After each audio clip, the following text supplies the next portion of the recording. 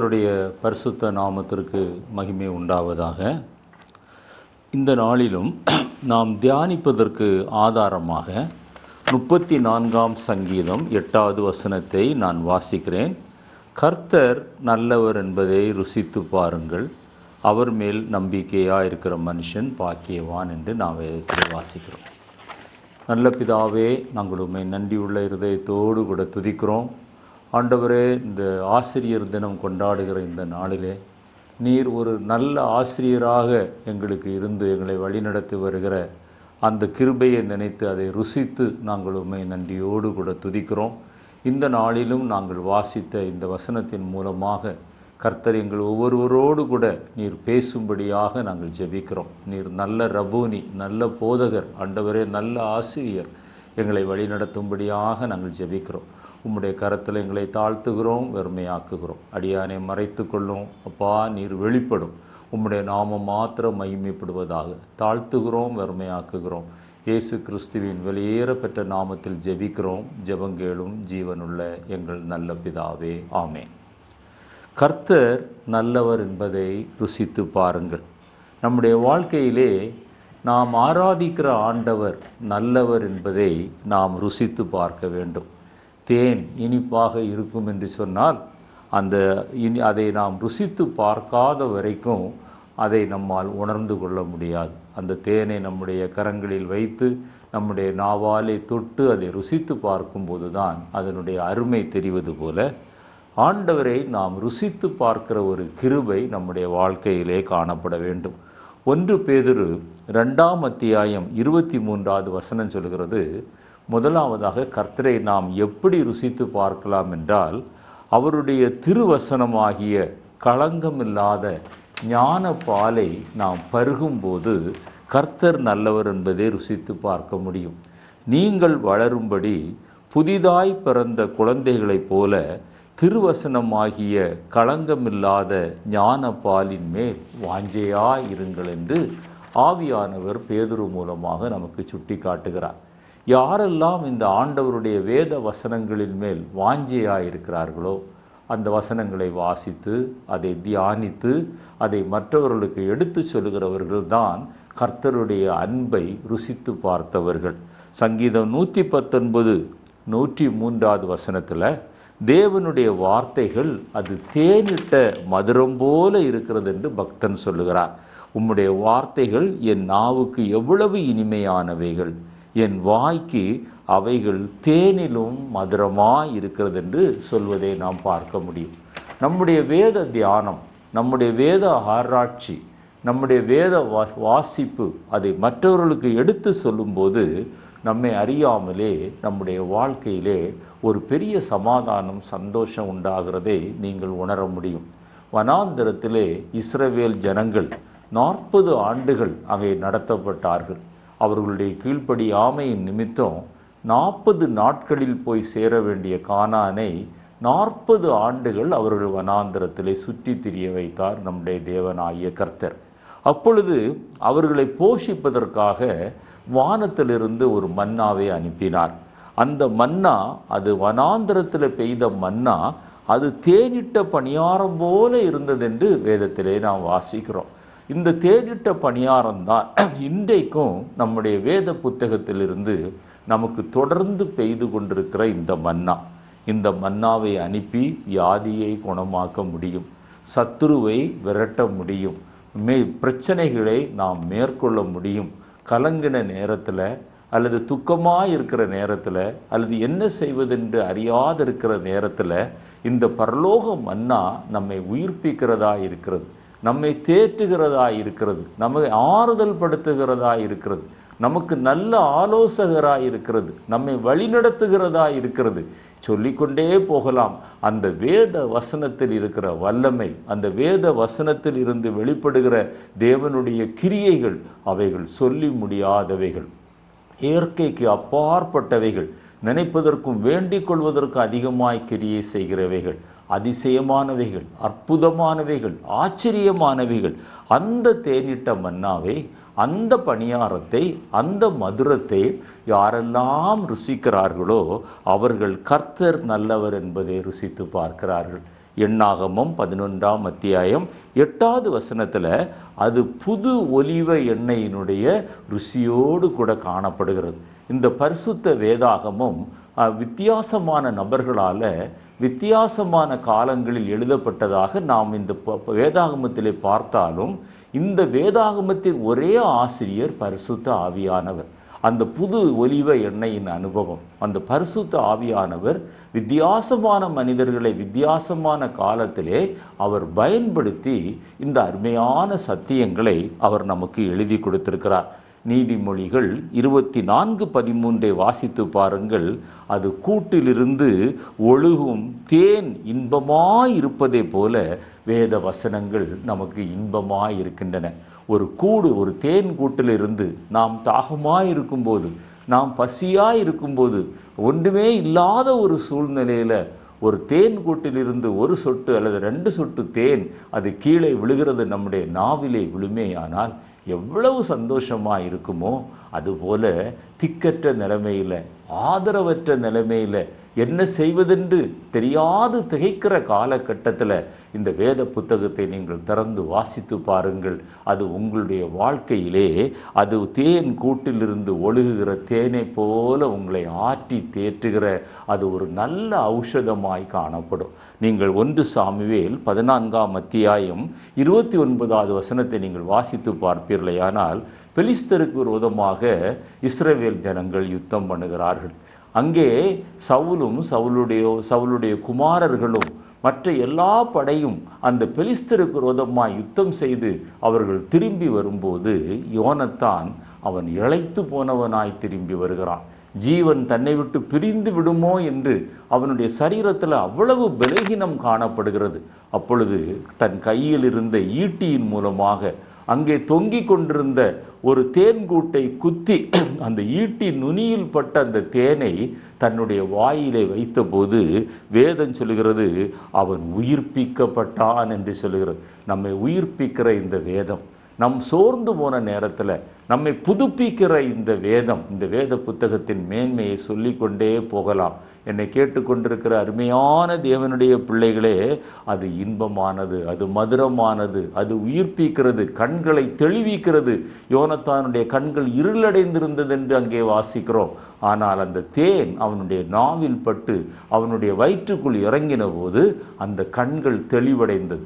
என்ன செய்வதென்று அறியாது வழிதப்பி போய் கொண்டிருக்கிற சகோதரா சகோதரி, ஒரு தடவை நீ இந்த வேத புத்தகத்தை வாசித்து பார்.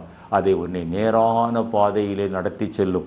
உன் கண்கள் தெளிவடையும். எசேக்கியேல் தீர்க்கதரிசியின் புத்தகம் 3ஆம் அத்தியாயம் 3வது வசனத்தில் ஆவியானவர் சொல்கிறார், மனுபுத்திரனே, நான் உனக்கு கொடுக்கிற இந்த சுருள் நீ உன் வயிற்றில் உட்கொண்டு அதனால் உன் குடல்களை நிரப்புவாயா என்றார். அப்பொழுது நான் அதை புசித்தேன், அது என் வாய்க்கு தேனை போல் தித்திப்பாயிருந்தது. வேத வசனங்களினால நம்முடைய இருதயம் நிறைந்திருக்கிற ஒரு அனுபவம், வேத வசனங்கள் நம்முடைய இருதய பலகைகளிலே எழுதப்படுகிற அனுபவம். ஏனென்றால் வேதம் சொல்லுகிறது, இந்த வேத வசனம் கிடைக்கக்கூடாத ஒரு பஞ்சகாலம் இனி வரப்போகிறது. எனவே எத்தனை வேத வசனங்களை நம்முடைய இருதயத்தின் பலகையில் எழுத முடியுமோ அத்தனையும் நாம் எழுத வேண்டியவர்களாய் காணப்படுகிறோம். இப்படி வெளிப்படுத்தின விசேஷம் 10ஆம் அத்தியாயத்தில் நீங்கள் வாசித்து பார்ப்பீர்களேயானால், ஒரு தூதனுடைய கையிலே ஒரு சிறிய புத்தகம் இருக்கிறது. அந்த புத்தகத்திலே வரப்போகிற சம்பவங்கள் குறித்து எழுதப்பட்டிருக்கிறது. அதை குறித்து அவர் சொல்கிறார், இந்த புத்தகத்தை நீ வாங்கி புசி, அந்த புத்தகம் உன்னுடைய வாய்க்கு அது தேனை போல இருக்கும், ஆனால் உன்னுடைய சரீரத்திற்கு அது கசப்பாக இருக்கும். வரப்போகிற சம்பவங்கள், உலகத்தின் முடிவில் நடக்கிற சம்பவங்கள், அந்த அந்தி கிறிஸ்துவின் ஆட்சியில் நடக்கப் போகிற ஆபத்துக்கள், இதெல்லாம் வேத புத்தகத்திலே எழுதப்பட்டிருக்கிறது. என்னை கேட்டுக்கொண்டிருக்கிற தேவனுடைய பிள்ளையே, அருமையான தேவனுடைய பிள்ளையே, வேத புத்தகத்தை தினமும் வாசிக்க பழகு, அதை தியானிக்க பழகு, மற்றவர்களுக்கு எடுத்து சொல்ல பழகு. அது உன் வாய்க்கு அது தேனை போல் இருக்கும், உன்னுடைய ஜீவியத்தை அது மாற்றும். எனவே கர்த்தர் நல்லவர் என்பதை ருசித்து பார்க்க வேண்டுமென்றால் முதலாவது ஆண்டவருடைய வேதத்தை நாம் வாசிக்க வேண்டும்.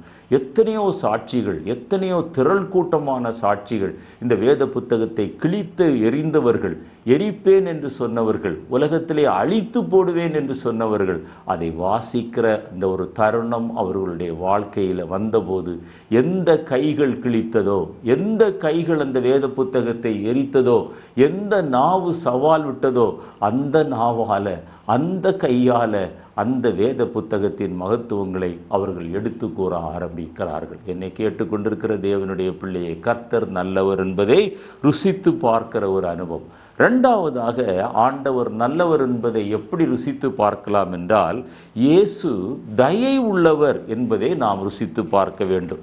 1 பேதுரு 2ஆம் அத்தியாயத்தில் முதல் வசனத்தில் அவர் சொல்கிறார், நம்முடைய இயேசு தயை செய்கிறவர், இரக்கமுள்ள தேவன், அவர் காருண்யம் உள்ள தேவன், அவர் மனதுருகிற தேவன் என்பதை நாம் விளங்கி கொள்ள வேண்டும். நாம் எத்தனை தடவை வழி தப்பி போனாலும் திரும்ப அவரண்டையில் வரும்போது அவர் நம்மை புறம்பே தள்ளுவதில்லை. என்னிடத்தில் வருகிறவனை நான் புறம்பே தள்ளுவதில்லை. அந்த இளைய குமாரன் அந்த சம்பவத்தை ஓமையாக அவர் சொல்லுகிற காரியமே அதுதான். நீ நம் வழிதப்பி போயிருக்கலாம், கர்த்தருக்கு விரோதமாய் நாம் கிரியை செய்திருக்கலாம், இந்த தேவன் நல்லவர் இல்லை என்று நாம் பேசி இருக்கலாம். ஆனாலும் இந்த நாளில் கர்த்தருடைய சமூகத்தில் நாம் திரும்பி வரும்போது அவர் தயை உள்ளவர் என்பதை நாம் விளங்கி கொள்ள முடியும். ஒரு தகப்பன் தன் பிள்ளையை மன்னித்து மன்னித்து மன்னித்து மன்னித்து எத்தனை தடவை குற்றம் செய்தாலும் மன்னிப்பது போல, ஒரு தாய் மன்னிப்பது போல, அவர்கள் எல்லாரை காட்டிலும் மன்னிப்பதில் தயவு பெருத்த தேவன் அவர் தயை உள்ளவர் என்பதை நாம் ருசித்து பார்க்க வேண்டும். மூன்றாவதாக, இனி வரும் பலனை குறித்து நாம் சிந்திப்போமேயானால் கர்த்தர் நல்லவர் என்பதை ருசித்து பார்க்க முடியும். எபிரேயருக்கு எழுதின நிருபம் 6ஆம் அத்தியாயம் 5வது வசனம், தேவனுடைய நல் வார்த்தையையும் இனி வரும் பலனையும் நீங்கள் ருசித்து பார்க்க வேண்டும் என்று எழுதப்பட்டிருக்கிறது. ஆண்டவர் இந்த வேத புத்தகத்திலே அநேக வாக்குத்தத்தங்களை கொடுத்திருக்கிறார், அநேக காரியங்களை கூறியிருக்கிறார். நமக்கு இந்த உலகம் ஒரு நிரந்தரமான ஒரு இடம் அல்ல. இது ஒரு வாடகை வீடு அல்லது ஒரு பிரயாணம் செய்வது போன்ற ஒரு அனுபவம். நமக்கென்று பரலோகத்தில் ஒரு வீடு இருக்கிறது. இனி வரும் பலன்கள் ஏராளமாக இருக்கிறது. அவைகள் மகிமையானது, அவைகள் மேன்மையானது. இந்த உலகத்தின் மகிமைக்கும் உலகத்தின் மேன்மைக்கும் அதை ஒப்பிட முடியாதது. அந்த இனி வரும் பலன் மேல் நோக்கமாக இருக்கிறவர்கள் கர்த்தர் நல்லவர் என்பதை ருசித்து பார்க்கிறார்கள். அவர்கள் ஒருபோதும் அவர்கள் வழி தப்பி போவதில்லை. கர்த்தர் நல்லவர் என்பதை அவர்கள் ருசித்து பார்க்கிறார்கள். நான்காவதாக, இயேசுவின் திவ்ய சுபாவங்கள் நான் பெற வேண்டும் என்று வாஞ்சிக்கிற ஒவ்வொரு தனி மனிதனும் தனி மனுஷியும் அவர்கள் இயேசு நல்லவர் என்பதை ருசித்து பார்த்தவர்களாய் காணப்படுகிறார்கள். அவரிடத்தில் இருந்த அந்த மன்னிக்கிற குணம், அவருடைய அந்த காருண்யம், அவருடைய மாயமற்ற அன்பு, அவருடைய இரக்கம், அவருடைய தாழ்மை, அவருடைய அந்த சிம்பிளிசிட்டி, அவர் தன்னை வெளிப்படுத்தாத ஒரு தன்மைகள், இப்படி அடுக்கி கொண்டே போகலாம் இயேசுவின் குணாதிசயங்கள். அந்த குணாதிசயங்கள் என்னிடத்திலும் வர வேண்டும் என்று வாஞ்சிப்பது ஒரு அனுபவம், அது ஒரு ருசிக்கிற அனுபவம்.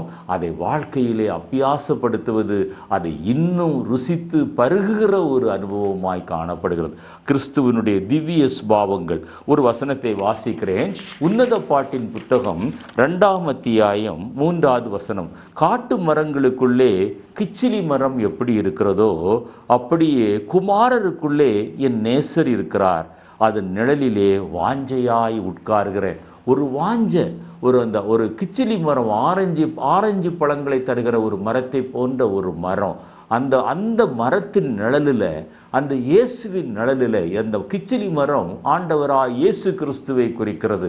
அந்த நிழலில் வாஞ்சையாய் எதற்கு நான் உட்காருகிறேன்? அதன் கனிகள் எனக்கு மதுரமாக இருக்கிறது. அவரிடத்திலிருந்து வெளிப்படுகிற அந்த திவ்ய சுபாவங்கள் அது என்னுடைய வாழ்க்கையை மாற்றுகிறது.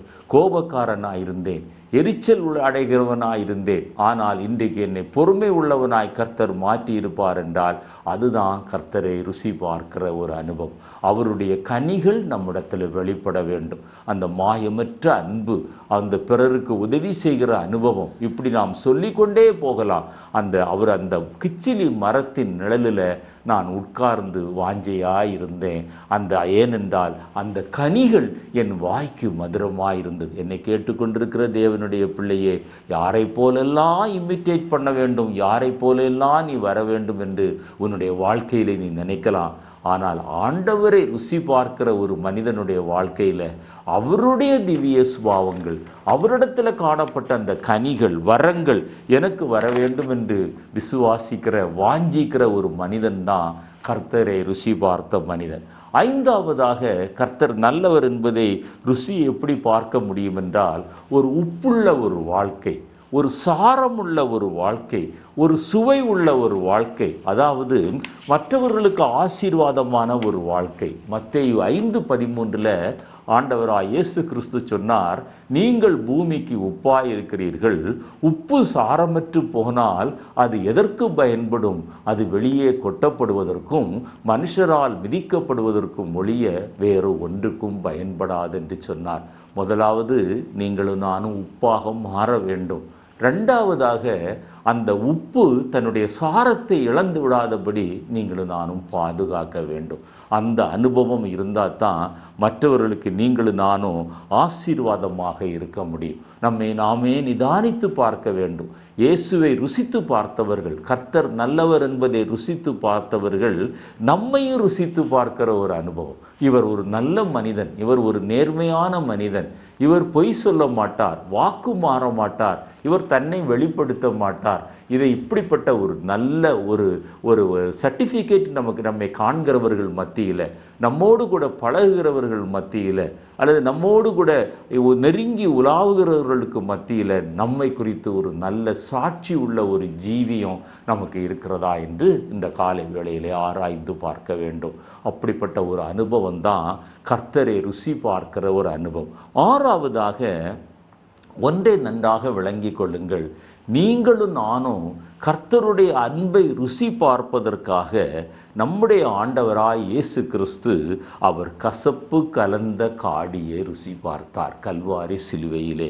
மத்தேயு எழுதின சுவிசேஷம் 27ஆம் அத்தியாயம் 48வது வசனமும், யோவான் எழுதின சுவிசேஷம் 19ஆம் அத்தியாயம் 29வது வசனத்திலேயும் அங்கே எழுதப்பட்டிருக்கிறது. மத்தேயுவிலிருந்து நான் வாசிக்கிறேன். அங்கே ஆண்டவர் சொல்கிறார், உடனே அவர்களில் ஒருவன் ஓடி கடற்காளானை எடுத்து காடியில் தோய்த்து அதை ஒரு கோலில் மாட்டி அவருக்கு குடிக்க கொடுத்தான். அவர் தாகமாயிருக்கிறேன் என்று சொல்லுகிறார். அவர் சரீரப்பிரகாரமான தாகத்தை அந்த இடத்துல சுட்டி காட்டவில்லை. ஏனென்றால் சரீரப்பிரகாரமான எல்லா பாடுகளையும் தான் அனுபவிக்க வேண்டும் என்று அவர் விரும்பினார். ஆத்தும தாகத்தை குறிக்கிறார். அந்த ஆத்தும தாகத்தை அவர் சொன்னபோது அங்கிருந்த சேவர்களில் ஒருவன் அந்த கடற்காளானை அந்த கசப்பு கலந்த வெள்ளை போளம் கலந்த அந்த காடியிலே தோய்த்து அவருடைய சரீர வேதனை தெரியக்கூடாது என்பதற்காக அவருக்கு குடிக்க கொடுக்கிறார். ஆனால் அதை அவர் மறுத்து விடுகிறார். ஏன் மறுத்து விடுகிறார்? அந்த சரீர வேதனை முழுவதையும் தான் அனுபவித்து நமக்கு ஒரு மீட்பை, ஒரு ரட்சிப்பை இந்த உலகத்திலே கொண்டு வர வேண்டும். அதுக்காகத்தான் இந்த உலகத்திலே அவர் வந்தார். அதை அதை செய்து முடிக்க வேண்டும். அதில் எந்த குறையும் ஏற்படக்கூடாது என்று அந்த கசப்பு கலந்த காடியை அவருக்கு ருசி பார்க்க கொடுத்தார்கள். என்னை கேட்டுக்கொண்டிருக்கிற அருமையான தேவனுடைய பிள்ளையே, இதுவரை நீ ரட்சிக்கப்படவில்லை என்றால், இதுவரை ஆண்டவராய் இயேசு கிறிஸ்துவனுடைய வாழ்க்கையிலே சொந்த இரட்சகராக ஏற்றுக்கொள்ளவில்லை என்றால், பல ஆண்டுகள் நீ கிறிஸ்தவனாய் இருக்கலாம், கிறிஸ்தவளாய் இருக்கலாம். ஆனால் இயேசு உன்னுடைய வாழ்க்கையிலே இரட்சகராக மாறுகிற ஒரு அனுபவம் இருந்தால்தான் நீ கர்த்தர் நல்லவர் என்பதை ருசித்து பார்த்த ஒரு மகன் அல்லது மகள் என்று நீ அங்கீகரிக்கப்படுவாய். ஏழாவதாக, இயேசு நமக்காக மரணத்தை ருசி பார்த்தார் என்று எபிரேயருக்கு எழுதின நிருபம் 2ஆம் அத்தியாயம் 9வது வசனம் சொல்லுகிறது. வாசிக்கிறேன். தேவனுடைய கிருபையினால் ஒவ்வொருவருக்காகவும், பாருங்க, இன்றைக்கு இயேசு கிறிஸ்தவர்களுக்கு தெய்வம் என்று சொல்லுகிற ஒரு கூட்டத்தை நாம் பார்க்கிறோம். வெளிநாட்டு தெய்வம் என்று சொல்லுகிற ஒரு கூட்டத்தை நாம் பார்க்கிறோம். ஆனால் வேத வசனம் சொல்லுகிறது, தேவனுடைய கிருபையினால் ஒவ்வொருவருக்காகவும் மரணத்தை ருசி பார்க்கும்படி தேவதூதரிலும் சற்று சிறியவராக்கப்பட்டிருந்த இயேசு மரணத்தை உத்தரித்தது நிமித்தம் மகிமையினாலும் கனத்தினாலும் முடிசூட்டப்பட்டதை காண்கிறோம். அல்லேலூயா. ஆண்டவராகிய தேவன் அவர் மரணத்தை உங்களுக்காக எனக்காக ருசி பார்த்தார். அவர் மகிமையினாலும் கனத்தினாலும் முடிசூட்டப்பட்டார். அதே போல ஒரு மகிமையான ஒரு நித்திய ஜீவன், ஒரு மேன்மையான ஒரு நித்திய ஜீவன், அந்த பரலோக வாழ்வு, அதற்குள் நீ பிரவேசிக்க வேண்டும் என்றால் நீ கர்த்தர் நல்லவர் என்பதை ருசித்து பார்க்க வேண்டும். அந்த ரட்சிப்பிற்குள்ளாய் வர வேண்டும். அதோடு நின்றுவிடக்கூடாது. ரட்சிக்கப்படாத உன்னை சுற்றி இருக்கிற ஜனங்கள், உனக்கு தெரிந்தவர்கள், நண்பர்கள், உறவினர்கள், உன்னுடைய வீட்டார், அவர்களுடைய ரட்சிப்பிற்காக நீ பிரயாசப்பட வேண்டும். நீ ஆயத்தப்படு. உன்னோடு கூட சேர்ந்த உன்னுடைய கூட்டத்தையும் ஆயத்தப்படுத்து என்று ஆண்டவர் சொல்கிறார். அடுத்ததாக 8ஆவதாக, கர்த்தரை ருசி பார்த்தவர்களுடைய ஜீவியம் எப்படி இருக்குமா? அந்த கானாவூர் திருமணத்தில் உள்ள பிந்தின ரசம் போல இருக்குமா? அந்த யோவான் எழுதின சுவிசேஷம் 2ஆம் அத்தியாயம் 9வது வசனத்தில் பந்தி விசாரிப்பு காரணத்தில் கற்சாடிகள் கால்கள் கழுவுவதற்காக வீட்டிற்கு வெளியே வைக்கப்பட்ட கற்சாடிகளில் நிரப்பப்பட்ட சாதாரண தண்ணீர் ஆண்டவருடைய வசனத்தை வார்த்தையை நம்பி அந்த வேலைக்காரர்கள் எடுத்து கொண்டு போய் பந்தி விசாரிப்பு காரணத்தில் சொன்ன உடனே அவன் அதை ருசி பார்க்கிறான். ருசி பார்த்து விட்டு சொல்லுகிறான், இந்த பிந்தின ரசம் முந்தின ரசத்தை விட அதிக ருசியா இருக்கிறது என்று சொல்லுகிறான். அருமையான தேவனுடைய பிள்ளையே, நம் ஒவ்வொருவருடைய வாழ்க்கையிலும் 2 பகுதிகள் நம்முடைய ஜீவியத்திலே காணப்படுகிறது. உலக சரித்திரம் கிறிஸ்துவுக்கு முன் கிறிஸ்துவுக்கு பின் என்று பிரிக்கப்பட்டது போல, ஆண்டவராய் இயேசு கிறிஸ்துவை ருசி பார்ப்பதற்கு முன், ஆண்டவராய் இயேசு கிறிஸ்துவை சொந்த இரட்சகராக ருசி பார்த்த பின் நம்முடைய ஜீவியம் மாறி இருக்கிறதா? நம்முடைய ஜீவியம் இன்னும் அதிக ருசி உள்ளதாய் மாறி இருக்கிறதா? நம்ம வேண்டாத சுபாவங்கள் நம்மை விட்டு கடந்து போயிருக்கிறதா? வேண்டாத பழக்க வழக்கங்கள் நம்மை விட்டு கடந்து போயிருக்கிறதா? அதுதான் அந்த பிந்தின ரசம் ருசி உள்ள ரசமாக இருக்கிறது. முந்தின ஆலயத்தின் மகிமையை காட்டிலும் பிந்தின ஆலயத்தின் மகிமை மிக சிறந்ததாக இருந்தது என்று வேதத்திலே வாசிக்கிறோம். ரட்சிக்கப்பட்ட பிறகு நம்முடைய ஜீவியத்தில் ஒரு மாற்றம் ஏற்பட்டிருக்கிறதா? அதுதான் கர்த்தர் நல்லவர் என்பதை ருசித்து பார்க்கிற அனுபவம். 9ஆவதாக, இயேசுவை ருசி பார்த்தவர்கள், கர்த்தர் நல்லவர் என்பதை ருசி பார்த்தவர்கள், அவர்கள் 2ஆம் மரணத்தை ருசி பார்ப்பதில்லை. உலக பிரகாரமாக நமக்கு ஒரு மரணம் உண்டு.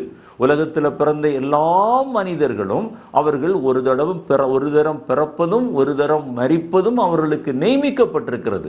ஆனால் இயேசு கிறிஸ்துவை தங்களுடைய வாழ்க்கையிலே சொந்த இரட்சகராக ஏற்றுக்கொண்ட ஒரு மனிதனுக்கு 2ஆம் மரணம் இல்லை. ஏற்றுக்கொள்ளாத மனிதனுக்கு ஒரு 2ஆம் மரணம் உண்டு. அது நித்திய நரகம். அங்கே அக்கினியும் கந்தகமும் எரிந்து கொண்டிருக்கும். என்னை கேட்டுக்கொண்டிருக்கிற அருமையான தேவனுடைய பிள்ளையே, நீ 2ஆம் மரணத்திலிருந்து தப்ப வேண்டும் என்றால் ஆவியானவர் சொல்லுகிறார் பாருங்க, மத்தேயு 16:28. அதே இது லூக்கா எழுதின சுவிசேஷம் 9ஆம் அத்தியாயம் 27வது வசனத்திலும் காணப்படுகிறது. அங்கே எழுதப்பட்டிருக்கிறது, இங்கே நிற்கிறவர்களில் சிலர் மனுஷகுமாரன் தம்முடைய ராஜ்யத்தில் வருவதை காணும் முன் மரணத்தை ருசி பார்ப்பதில்லை என்று மெய்யாகவே உங்களுக்கு சொல்லுகிறேன். அந்த 2ஆம் மரணத்தை ருசி பார்க்காமல், அந்த அக்கினியும் கந்தகமும் எரிகிற நரக ஆக்கினையை ருசி பார்க்காமல் நித்திய ஜீவனுக்குள் பிரவேசிக்க நீங்களும் நானும் விரும்பினால் கர்த்தர் நல்லவர் என்பதை ருசித்து பார்க்க வேண்டும். ஹல்லேலூயா. கர்த்தர் நல்லவர் என்பதை நீங்களும் நானும் ருசித்து பார்க்கிற ஒரு அனுபவம். 10ஆவதாக, யார் கர்த்தர் நல்லவர் என்பதை ருசித்து பார்க்கிறார்கள் என்றால், எபிரேயருக்கு எழுதின நிருபம் 6ஆம் அத்தியாயம் 4-6 வரை வாசிப்பீர்களேயானால், ஏனெனில் ஒரு தரம் பிரகாசிக்கப்பட்டும் பரம ஈவை ருசி பார்த்தும் ரட்சிக்கப்பட்டோம், ஞானஸ்நானம் பெற்றோம், பரிசுத்த ஆவியின் அபிஷேகத்தை பெற்றோம், ஒரு சபையில் ஐக்கியமாக இருந்தோம், தேவனுடைய பிரசன்னத்தை உணர்ந்தோம், தேவனை ஆராதித்தோம். இதெல்லாம் அந்த பரம ஈவின் ருசி பார்க்கிற அனுபவம். ஒரு நித்திய ஜீவன் நமக்கு உண்டென்று நம்பினோம், ஆத்தும ஆதாயம் செய்தோம், ருசி பார்த்தோம், பரிசுத்த ஆவியை பெற்றும் தேவனுடைய நல்வார்த்தையையும் இனி வரும் உலகத்தின் பலன்களை ருசி பார்த்தும் மறுதலித்து போனவர்கள். இதெல்லாம் சிலருடைய வாழ்க்கையில் இருந்தது ஒரு காலத்தில். ஆனால் இன்றைக்கு அவர்கள் மறுதலித்து கொண்டு கொண்டிருக்கிறார்கள். தேவனை மறுதலிக்கிற ஒரு கூட்டம், பின்வாங்கின கூட்டம். அவர்களை குறித்து ஆவியானவர் என்ன சொல்கிறார்? தேவனுடைய குமாரனை தாங்கள் மறுபடியும் சிலுவையில் அறைந்து, அப்படிப்பட்ட ஒரு பயங்கரமான நிலைமையில ஆண்டவராய் இயேசு கிறிஸ்து நல்லவர் என்பதை ருசி பார்த்த நீ இன்றைக்கு அவரை விட்டு தூரமாய் விலகி இருக்கிறாயா?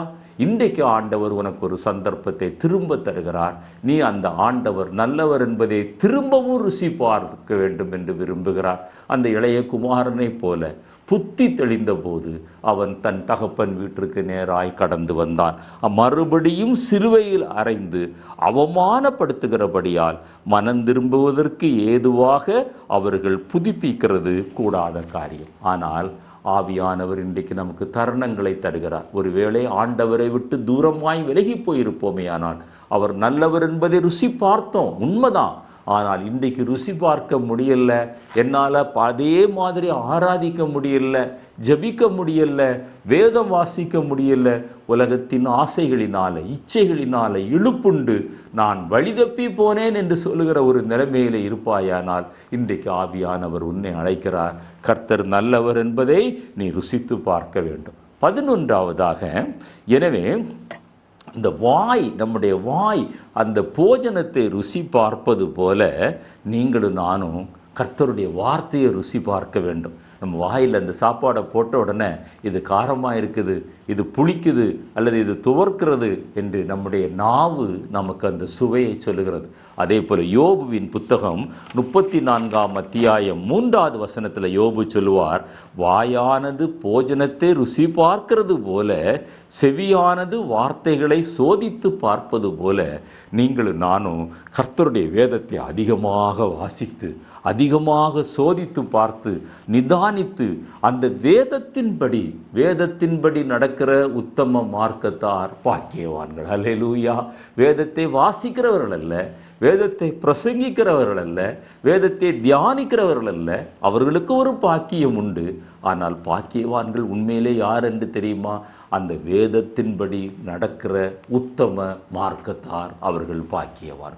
வாழ்ந்து காட்டுகிற ஒரு அனுபவம் தான் அந்த கர்த்தர் நல்லவர் என்பதை ருசித்து பார்க்கிற அனுபவம். நம்முடைய வாயின் வார்த்தைக்கும் நம்முடைய வாழ்க்கைக்கும் ஒரு சம்பந்தம் இருக்க வேண்டும். இன்றைக்கு அது இல்லாத ஒரு பரிதாபமான நிலைமையை நாம் பார்க்கிறோம். அப்படிப்பட்ட நிலைமையில் நீங்கள் இருப்பீர்களேயானால், ஆண்டவரே, நான் பேசுவது போல நான் வாழ எனக்கு கற்றுத்தாரும் என்று கர்த்தரிடத்தில் சொல்லுங்கள். கடைசியாக 12ஆவதாக, தேவனுடைய விருந்தை, தேவனுடைய அழைப்பை, தேவனுடைய மீட்பை ருசி பார்க்காதவர்கள் மத்திய ஆகாயத்தில் தேவனுடைய விருந்தை ருசி பார்ப்பதில்லை. மத்திய ஆகாயத்தில் கர்த்தர் நமக்கு ஒரு விருந்தை ஆயத்தப்படுத்த போகிறார். லூக்கா எழுதின சுவிசேஷம் 14ஆம் அத்தியாயம் 24வது வசனத்தில் அவர் சொல்கிறார், அழைக்கப்பட்டிருந்த அந்த மனுஷரில் ஒருவனாகிலும் என் விருந்தை ருசி பார்ப்பதில்லை என்று அவர்களுக்கு சொல்லுகிறேன் என்று சொன்னார். யார் அவர்கள்? தேவனே அறிந்தும், இயேசுதான் இரட்சகர் என்று அறிந்தும், இயேசுதான் ஒரு மனிதனை பாவத்திலிருந்து ரட்சிக்க முடியும் என்று அறிந்தும், இந்த சத்தியத்தை நீ பல தடவை கேட்டும் நீ பரிகாசம் பண்ணியிருக்கலாம், உதாசீனம் பண்ணியிருக்கலாம், அல்லது நீ அசட்டை பண்ணியிருக்கலாம், அந்த ஆண்டவரை நீ புறக்கணித்திருக்கலாம். இன்றைக்கு அந்த ஆண்டவராய் இயேசு கிறிஸ்துவனிடத்தில் சொல்லுகிறார், மத்திய ஆகாயத்தில் என்னுடைய வருகையில் நான் எடுத்துக்கொள்கிற ஜனங்களுக்கு நான் ஒரு விருந்தை ஆயத்தப்படுத்த போகிறேன்.